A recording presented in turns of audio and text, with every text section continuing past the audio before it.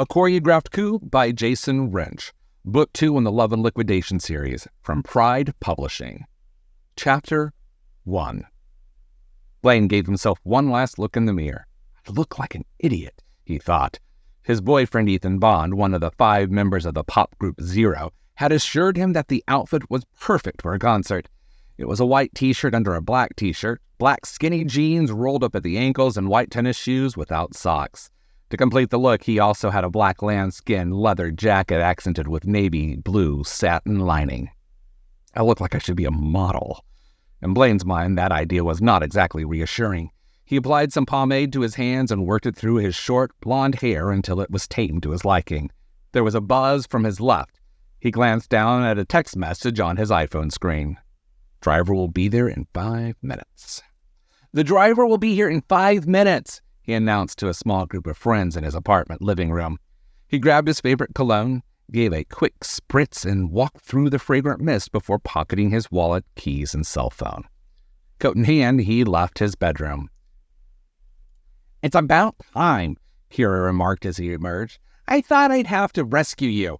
She paused for a second and let out a low whistle. "Look at you all grown up," she pantomimed, wiping a tear from her eye. "That's it, I'm changing," Blaine declared. "Why?" Kira asked. Blaine gestured to his outfit. "It's not me." "Wow, Mr. Dickinson, you look almost hot," Jamie Wright teased from the couch. The 16-year-old had short, green, spiky hair and wore a cast on his arm, a remnant from an attack a month earlier. The bullies had turned into violent sexual predators and were now behind bars, and while Blaine didn't wish harm on anyone, he hoped the trio would experience a fraction of the fear and torment they'd put Jamie through. "And Blaine," Dr. Wright, Jamie's mother, said, "you look devilishly handsome. I'm sure you'll stand out tonight." "Thanks," Blaine replied, letting the corner of his lip creep up as he averted his gaze. Blaine was in love. It had only been a little over a month since he had finally met his now boyfriend Ethan, but they had pretty much been inseparable ever since someone tried to blow up Ethan, shot Blaine, then tried to kill them both, along with Kira, all for a fucking cell phone? And no one seemed to know what had been so fucking important on Ethan's phone that it cost hundreds of lives. Honk, honk. The sound was right outside his front door. "I guess that's our cue." He took a deep breath through his nose and let it out as the rest gathered themselves, stood, and headed toward the door. Kira opened it and Jamie and Madeline followed as Blaine took up the rear. The last thing he did was enter his security code into the keypad next to the door, a recent addition to his apartment. The security panel was a gift from Ethan's manager and a complete security upgrade after the incident, as the band had called everything that had happened. "Door is alarmed," a robotic voice chirped as Blaine shut it behind him. He walked out into the parking lot and found Saheva Peretz standing next to the open door of the black SUV. "Ethan told me he had arranged transportation. He hadn't told me it would be you, Saheva."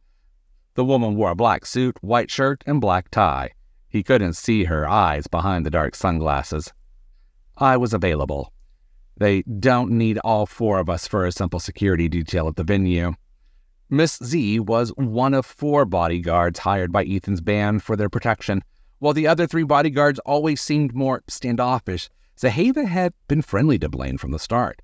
Blaine knew little about her. She was in her late 20s or early 30s and worked for the Israeli Institute for Intelligence and Special Operations before an injury had forced her into early retirement. Somehow, Ron Hightower, the band's manager, was given her information, and Saheva had been flown to the States and never left. She was technically a dual citizen born on the East Coast before her parents moved to Israel. Blaine heard the door shut behind him as he sat down and reached for the seatbelt. A moment later, the driver's side door opened and Miss Z climbed in. Without checking on her charges in the back, her eyes were already scanning the road. "ETA is approximately 35 minutes, she said, but Blaine didn't think she was talking to them. The SUV headed out of the apartment parking lot and headed toward the Toyota Center for the Zero concert. He listened to the idle chit-chat around him, leaned his head back, and closed his eyes. Immediately, Ethan's face and his boyish features, brown hair and blue eyes filled his mind. The image of Ethan smiling. Of course, Blaine immediately remembered all the other things Ethan's lips had done to him the previous night. Ethan may not have been the most experienced lover Blaine ever had, but Ethan made up for his lack of experience with a willingness to satisfy Blaine that was unparalleled. Ethan wanted to try everything with him. Since Ethan had come home with Blaine after the attack, he'd been like a kid in a sexual candy store. Millions of fans worldwide may have wanted Ethan, but only Blaine got to be with him, got to touch him, got to taste Ethan, got to feel what it was like to be inside Ethan. Blaine's crotch stiffened against the skinny jeans as he remembered the night before. Ethan's nipples, like Blaine's own, were hardwired directly to his cock. Play with those while stroking or blowing him, and the ultimate climax would blow them away. Blaine felt the SUV exit the interstate. He looked out the front window and saw the Toyota Center looming ahead in the late afternoon sun. The SUV drove past the outer parking lots that would soon be filled with cars, trucks, and SUVs, all there to see his boyfriend perform. They could watch him, but only Blaine got to have him. The SUV drove around the outer perimeter of the Toyota Center before heading south on Jackson, then west on Bell. The SUV pulled into the Tundra parking garage next to the arena. It slowly crept up to the third story before stopping near the sky bridge that would take them to the center. Miss Z parked the SUV in the middle of the garage and turned to them. "Make sure you keep this around your neck." Miss Z handed Blaine a stack of security badges and lanyards. "These are your all-access passes to the facility." Blaine wore a lanyard around his neck and handed the others theirs. "I'm going to let you out here. You're going to cross the sky bridge. When they scan you in on the other side, see Megan, the event services coordinator for the center. She'll take you to the green room, where you can wait for the band until they're ready." Miss Z turned to Blaine. "Don't be surprised if Ethan's PA comes to drag you back to his dressing room. He's been worried all afternoon that something would go wrong with getting you here on time." With that, Miss Z exited the vehicle and came around to open the door for Blaine, Kira, Jamie, and Madeline. Blaine finally shrugged into his leather coat. He glimpsed himself in the glass bridge while the group started crossing as Miss Z drove away. Ahead, they could see ticket people already poised with their scanners. There was no one else on the bridge but them at this early hour, but a few people who worked there were milling around ahead. "It's a shame Alan couldn't join us this evening," Blaine told Madeline. Madeline had been quietly dating the Pennington University vice provost for a while. "Surprisingly, pop concerts just aren't his thing. He'd much rather hang back and chill at a wine bar or take in some jazz at a back alley bar in New Orleans," Madeline said.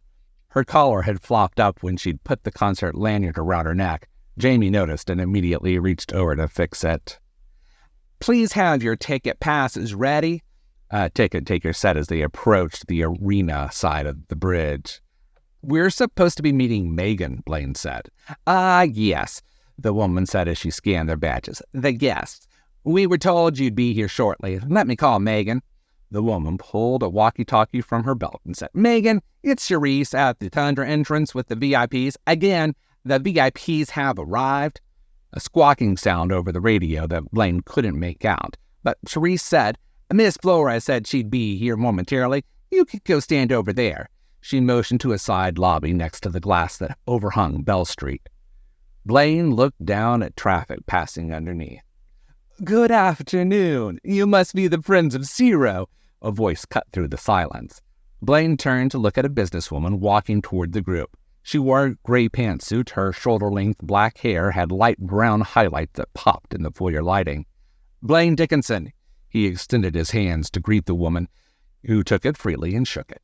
"And with me are Kira Strickland and Madeline and Jamie Reich." "Megan Flores," the woman said, turning and shaking everyone's hand. "Welcome to the Toyota Center. Please ask me or anyone on my staff if you need anything while you're visiting us. If they can't help you, they'll find me. Are we all here?" Kira answered. Another of our party will show up later." Yes. Special Agent Sarah Murphy," Megan cut in. "I'll ensure she is ushered into the green room as soon as she arrives." Then, without skipping a beat, she spun on her heels, all 6 inches. "Follow me." Megan Flores started walking through the arena without waiting to see if anyone would follow.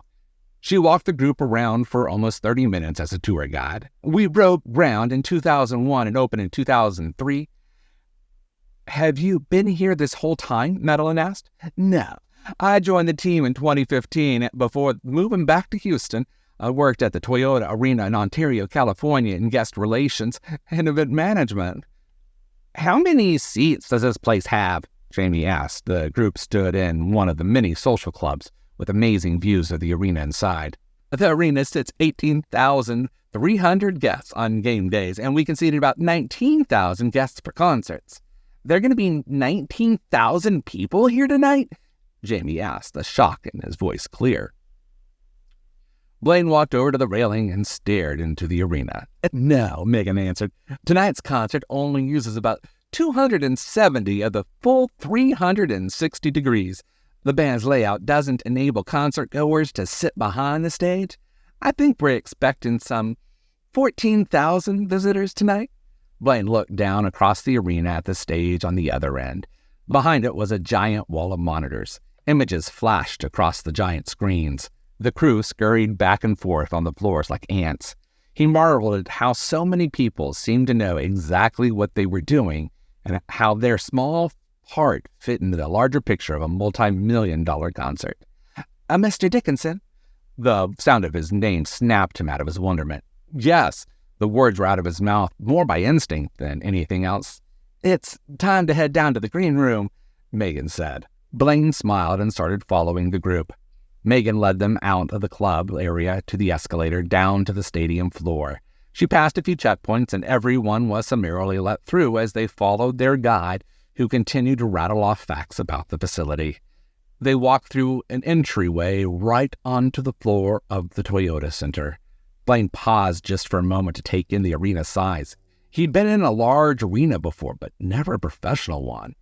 And it only cost about $235 million. Kira mumbled from his left. Imagine what the city could have done with those funds. You're right, Miss Strickland. The citizens of Houston made a substantial investment in the Toyota Center when they voted to increase the sales tax by 0.1%. But it was an investment. For example, we held a UFC event several years ago, estimated to have had an economic impact of $25 million. Half of that was in direct spending by the organization and our out-of-town visitors. That one event garnered almost $500,000 in direct tax revenue for the city. People only often hear about the initial investments in these facilities. Still, they rarely hear the full story about how these facilities paid for themselves over time. Kira responded, clearly not wholly buying the argument. Megan had clearly dealt with skeptics before, because she smiled and led the group through the arena floor to a side tunnel area to the left of the stage. For the first time, Blaine saw heavy amounts of security. Blaine recognized Mr. J talking with security personnel Blaine didn't recognize. At 6'5", with 300 pounds of solid muscles and a bald head that glinted in the stadium lights, Mr. J stood out like a giant security beacon. Of course, Mr. J wore his sunglasses. Blaine had seen none of Zero's security team without sunglasses, ever. The group was led through a metal detector, and their bags were checked by security personnel. In a few minutes, they entered the part of the arena that was more business than entertainment. The gray concrete walls had a few decorative items adorning them, reminding you that the arena was the home of the Houston Rockets. Still, it was mostly plain gray industrial walling. "Here you go," Megan said, opening the door to a room. "The band will be with you when they finish getting ready. You probably have," she glanced down at her watch, "at least 30 minutes, so please enjoy the buffet." She gestured to the tables and steel chafers. Caterers immediately began unrolling the tops of the dishes, and the smell of food entered the room. "And if you need to use the facilities," she gestured toward a hallway at the other end of the room, "they're right down there." With that, she spun on her heels and left the group, who were now outnumbered by attendants and caterers to serve them.